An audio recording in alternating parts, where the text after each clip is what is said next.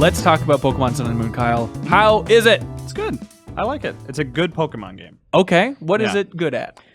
It is good at... So it is still a Pokemon game, like for sure. You're still throwing Pokeballs at monsters. You're still sort of exploring this world and getting excited or not excited about new monsters. But I like Sun and Moon because there are some like big things that I feel like that they are trying something new with. Like gym badges are gone.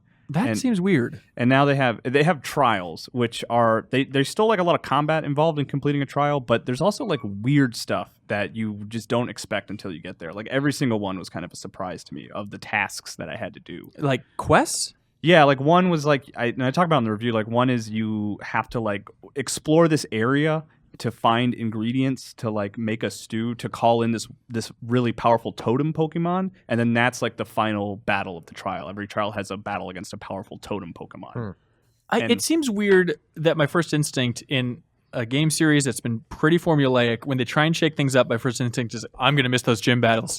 Like I love gym battles. That tension, it's all there. Well, you still get like powerful fights. It's just not necessarily against like a trainer per se. Like now you're just fighting a really strong Pokemon, and there are battles like through those trials. You know? Okay, so you're still fighting, but it's nice to have these like things that mix it up. Like there was another one where like in the context of the story, like all the lights went out, and it would give you these like audio cues and ask you like what they represent, and you'd have to like answer these like little trivia questions, and they're never hard. They're usually played for humor, and they were just always weird and unexpected, and I really liked them. Joe Juba. It's really funny to me that you sound so disappointed about this, Hanson, because when Kyle's like, they made some big changes. For one, no gym badges. And I'm just like, oh, yeah, big change. Like the entire structure and formula of the game is the same, except like, okay, this one sort of conceit about the story progression isn't there anymore. It's like saying like this Final Fantasy is totally different. Yeah, you don't go get crystals anymore. There aren't 4 crystals. But instead of going like the gyms are very specific. Like the gyms have always worked in the same way. But now like you go into this building and you fight a series of trainers leading up to one final trainer. Right. Like that structure is gone. Like some of them you don't fight anybody and you just fight a series of Pokemon, and the areas are bigger and you explore them differently. But again, you're talking about a conceit of like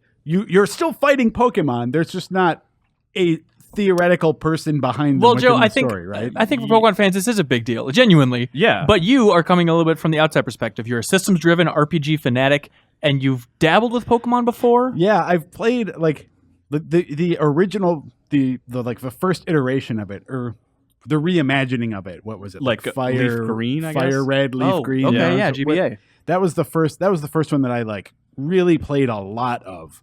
And then, hang on, what'd you think of that?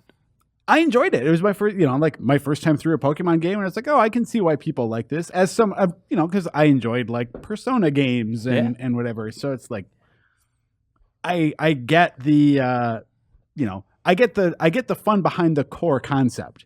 But then, any time over the last like 15 years that I've gone in and like tried to play some Pokemon, I've done what's happening to me now with Sun and Moon, where I play for 2, 3, 4 hours maybe, and then I'm just like, this is the same thing.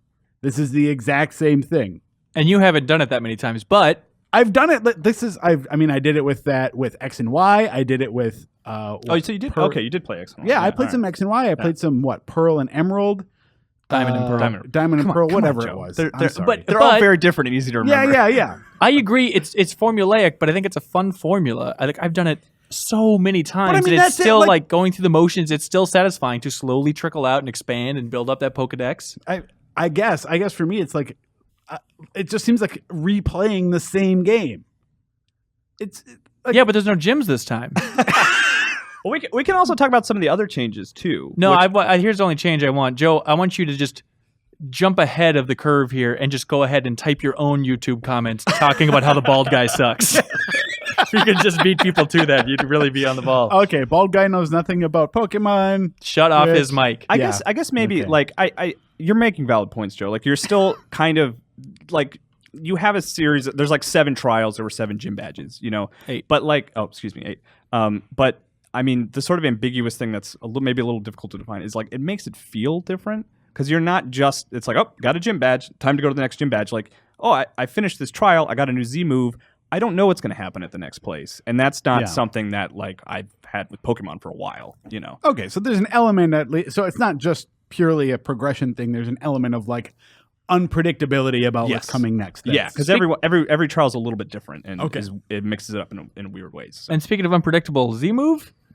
Z-Moves. I saw something in a trailer about this, but I still don't understand what it is. Is it just Mega Evolution? It kind of it replaces Mega Evolutions. Really? But what it is it's like if you collect a fire Z-move, you can give it to your fire Pokemon, and that will let them do one really powerful move once per fight. Okay. And then like there are the best ones are ones that are like actually specific to Pokemon. Like you'll get one for your fully evolved starter, and they have like I went with Litten, and like I've That's the cat? Yeah, I forget the names of each one, but like the fully evolved form, like when you pull off that Z move, you do a dark move that like has this crazy like wrestling animation where this what I know nothing about wrestling. Ben Reeves, what is that like thing Lucha called? Libre thing? Where the people are in That's called the ring. The ring. A ring appears. Okay. And the giant cat Holy wrestler. Lord! I thought you were going for a deep cut. like turnbuckle or something. At least. The ring. No. A ring appears. Maybe it's just me not remembering the word. And then like it shows an animation of your cat like attacking another Pokemon. In the Now ring. I wish that we would have told Kyle that it was a rink. A ring. The wrestling rink. The wrestling ring. I mispronounced it, yeah. God, it's so cold in those wrestling rinks. So does this? I felt like Mega Evolution. I wasn't a giant fan of. It just seemed like another step in battle that you could do, but was not necessary by any means. It would just take longer. Yeah, Z moves kind of fall under that umbrella. I found them very useful, like for the later battles. Like I use them almost every like big fight. Like I wouldn't use them against just that random animals Pokemon that I would find. Excuse me, I should not call them animals. You want to go ahead, Kyle, and jump into the YouTube comments? Just go ahead and make fun of yourself for calling them That animals. redheaded Stupid kid. idiot with the glasses. He doesn't and know anything the about dumb animals. gopher shirt. So X and Y was way too easy for me. Yeah. I think it's a common complaint. I feel like Pokemon started out a little bit tougher and has just gotten progressively easier. Does this continue that trend? Yes, this is not a hard game. Damn it. You can turn off experience share. You can make your own challenge. What about this? Because we're doing the Pokemon Game Club, right? Yeah. We're going to be talking all about this game, diving in deep. Do you think I should take a permadeath route? You think that'd be fun and doable? Pokemon Faints, it's out? I mean, Like a quarter of the Nuzlocke challenge? It's kind of a weird question because, like, for Game Club, you do want to progress in a reasonable amount of time. You're saying I couldn't? Wait, what's I the think rest you of the could. Nuzlocke challenge? It's a lot of just weird qualifiers. If nothing else, you are also not. If you put that challenge on yourself for Game Club, you're not actually experiencing the game in a way. Like you're experiencing a weird version of the game that's going to give you a different I perspective. don't think it'd be that much different. Though. It's not like I couldn't wrap my mind around what it'd be like to still have my Litten. Yeah. It's not like he's reviewing it either, so. Right. It's story generation, baby. I mean, I don't know. I if you really want it to be harder, then yes, you should. Like, I don't mind it being like less. I love the experience share. I love being able to watch like this, like Pokemon, like the fourth one in my rung of Pokemon, like That you never evolve on use? its own that I never use. Like, Yeah. I'd really like that. It lets me see more evolutions. It like lets me. It encourages me to mix up my party more. Yeah, but you'd like it if you just sit at home and we just throw money on you. You don't have to have a fulfilling career at all. It's just like, should I be insulted by that? Yeah, Oh, you pig. God. I Yeah, would hate Kyle- people giving me money while I'm Kyle at likes home. money. Oh, is it- you that loser. idiot with the glasses loves dummy. money. What a jerk. Is it still the situation where by the end of the game you're like 15 levels above any trainer you battle? Actually, I think I finished the game. My strongest Pokemon was like 62, and I was fighting like level 60 Okay. trainers and That stuff. sounds good. But I think I died once, like through the course of the entire game. Also, I'm playing it where if I die with this permadeath run, I actually take the cartridge out and break it in half, like that Hideo Kojima game idea back in the day. Mm-hmm. So you have to just keep buying for games. I don't know what else to You do. drop a cyanide tablet in your mouth? Yeah, exactly. Permadeath. Like, well, I had a good run. That was a dumb investment. Why did I I'd do argue that? I all wish I had a death is job wrong. where people would throw money at me at home so I could buy more copies of Pokemon. How's Alola? I like Alola. It's modeled after Hawaii. It's a good theme, but the other thing is like more so than just like the Hawaiian theme of it is like the way the world is laid out is really nice because it's like grid-based movement is gone, which I just love. Like your character actually moves like a character should in like a 3D game, like a 3D, not action game. But Oh, you're not talking about like the map. yeah, like Again, an evolution for an RPG that happened 10 years ago for every other series, and now is like we're praising Pokemon for it. They did a good job. I don't know. Applaud progress, Joe. Quit hating. Yeah, Joe. I'm interested to see when you're in the hot seat for Final Fantasy 15.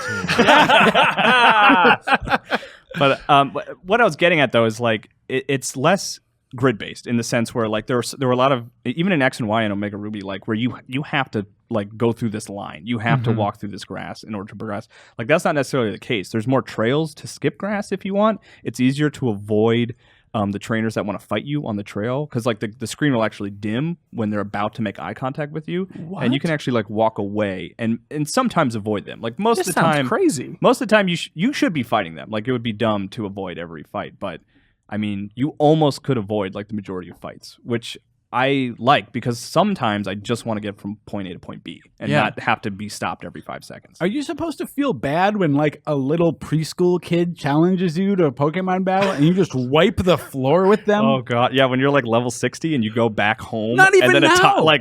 toddler trainer Tony wants to challenge you, and you just like destroy his Caterpie. You're like, sorry kid, give me $500. Also, or why do whatever. they give you money? Are you stealing their money? Like, I've never understood. just, oh, I lost. Here's money. Well, sometimes they'll even be like, "Oh, I lost. This is all the money I have." Like it's like I wasn't holding you up, man. Like And give they me your walk money, home with their kid. pockets reversed. Yeah, exactly. Just cuddling their Charmander with the flame flickering out in its tail. But like, it doesn't even give you. It doesn't even like. You don't even give them a like, "Hey man, good fight. Try harder next time." You or just something, hold out your it's like- hand. yeah, it's just like, well, sorry, preschooler, give me your money. You stink. There's also like there are stakes in the like the narrative, but like I like that they treat like your Pokemon being defeated as like, well, there's nothing else I can do. I can't try to stop you myself because we're not allowed to fight. But good job. Here's Oh, $300. you're talking about like the Team Rocket equivalent. yeah, in this exactly. game. They Okay. just give up. It's like, oh well. Also, those guys, what are they? Team Skull? Team Skull. I just encountered them because I've been playing the game too. And Yeah. like, they are ridiculous. Their animations, like gang member animations, look so like I don't even know how to describe it. It's just They're maybe insane laugh, Clown but it Posse also fans. seems absurd. Have you seen this? No, I haven't started this Oh, game okay. yet. Oh, really? You'll I've like never- them. You're gonna be a big fan. Of You'll Team probably Skull, I like think. them Oh, because it's good. absurd and funny. Yeah. But it's also like I can't quite tell if it's offensive to somebody. Like, Pokemon at its finest. Yeah. Back to the Jinx glory days. oh boy. So, how are the new crop of Pokemon? They're not a ton of them like really stood out to me. The starters suck. Joe, come on. Actually, I agree with No, you there. I mean, and this isn't me just being down on Pokemon. Like there have been, I liked Chimchar a lot back in Yeah, it. I mean, sure. generally the fire starters or whatever, I like them. I was really excited about Litten because I just like I'm a guy that likes cats, so I was like, all right, I'm going Litten. You And- normally light them on fire at home. Yeah. Taking care of that middle step for you. of course, yeah. That way you don't have to groom them. So, he turns like his second evolution. He looks like Sylvester, and then his third evolution, he turns into a wrestler. And I was like, I just wanted like a cute cat. Like I didn't want You're like this- complaining that the baby cute form of Pokemon doesn't say baby Well, cute? I guess maybe it's just that I just didn't like that the cute cat turned into like the Rock. Like that, like I was like, this doesn't seem like the right track for How this. many other evolution to wrestlers go. do you know there, Kyle? Let's see. There's the Rock. Uh-huh, There's that guy that has the podcast. There's a Scott Ackerman cadence. That's right. Yeah, you I think got 'em all. Donald Trump. I've seen pictures of him on wrestling. He so did he's a beat the wrestler, crap right? out of Vince He McMahon. was a big wrestler. So yeah, I know a ton. What else is going to be the standout moments or features in this game for fans? The another like big change that Joe's probably gonna knock down, be like big in quotes, but they got rid of HMs. So now instead of having to sacrifice a move to like teach one of your Pokemon to fly, This to do is fast huge. travel, Yeah. like you just get this device that lets you call in Charizard, who will take you anywhere. It doesn't take up. You don't lose a move. You don't have to like devote one Pokemon in your team to. So learn all for the like HMs. cut, surf, Yep. waterfall, all this stuff? Yeah, you just Oh jump my- on. This is gigantic. You jump on the back of a Tauros to break through rocks. You like jump on the back. Well, you jump on the back of a Lapras, which I guess you always have, but now you can actually like control it and see it on screen and stuff. Do you have to like that. catch those Pokemon first? You don't, and they're not even in your crew. Like when that Charizard that fast travels you, he's not in your like inventory. You can't Who use is him he? to fight. I don't know. He's just a. Do they a explain it? beautiful angel. Who that- was that Master Charizard? Is the story in this as confusing as X and Y's with the giant hobo? No. Okay. It's a little more streamlined. Like I followed it more than X and Y, because X and Y we were like, who is this character? There's just a giant in X and Y. It's literally a giant And homeless man wandering the Who's earth. been And- around for hundreds of years. And my favorite part about Pokemon fans, God bless them, I love them, I am one, but it's one of those things where it's like, yeah, I put like 60 hours in X and Y. What's up with a giant hobo character? The what? Like, it's just like the No one story, recognizes people just block it out because it makes no sense. He has like a flower Pokemon that he really. And it wasn't a Pokemon. This giant. It was No, it's No, it was a giant human being. I believe, if I remember correctly, was hundreds of years old, and He had was in the survived war. the Pokemon Wars. And when you say Yeah. giant, was he 15 feet tall or is he like a building? it's like 15. Yeah. Like, probably like 15, 20 feet Ent tall. esque. Oh, somewhere like an ogre. But yeah, very lanky. I don't Very think lanky he man. could not procreate with a human. I know that much. It's Okay. that much of a difference. I'm not just talking about anatomically, sickos. But to answer your question, there's nothing like that in the game. Oh, thank God. Okay. I am excited. I'm not going to spoil anything about the end, but I'm excited for us to talk about the end in Game Club. Actually, Really? yeah, because I have a couple. Like, there's just a couple hints at the end that I kind of want to hear everyone's theories on. And how far should we play in the first episode of Game Club, which is a great series that's going to be Um, coming up in December 1st? Like through the second island. Get off the second island. When you're leaving the second island, you close that DS and you So- put it to sleep. Play Pokemon. Get off the second island. Jesus, Martha Reeves. All right, That's well, my that sounds mother's good. name. Game Club, y'all, coming up December 1st. We're going to be playing through, and be sure to send feedback, nitty-gritty highlights, stories, everything you like to podcastgameinformer.com. We'll read off the emails, have a big old discussion. Joe, I still want you to be on that. I feel like you have a lot more to say. You could earn so many YouTube downvotes for us if you just stuck around. That would be, I would love to get you some downvotes for sure. Thank you so much for watching this excerpt from the Game Informer Show podcast. You can click right here if you want to subscribe and listen to the audio version of the full show. Full episodes air every Thursday, and they feature Game Informer editors sitting around talking about the biggest reviews, previews. We talk about exclusive impressions of Game Informer's cover stories. We have long-form developer interviews, everything that's great in gaming. So every Thursday, be sure to check it out.